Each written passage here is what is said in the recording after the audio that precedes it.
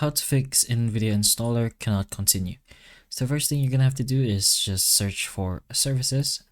Over here, you're gonna have to choose any of these over here and just press on the T on your keyboard to bring you to Task Scheduler. Task Scheduler, just go ahead and press on right click and refresh this over here.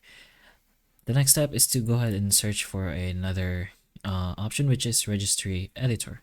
You'll have to right click and open as administrator, press on yes, then go for Edge Key Local Machine, expand that, go to System, and look for Current Control Set, which should be this one.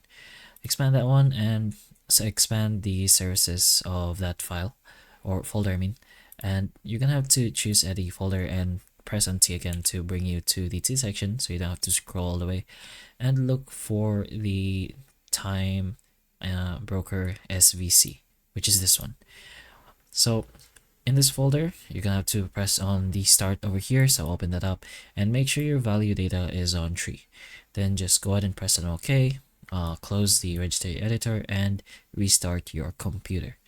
But that's a few options you can do to potentially help you with this problem. So hopefully the information of this video can help you, and if it can, please like and subscribe for more videos like this, and that's all.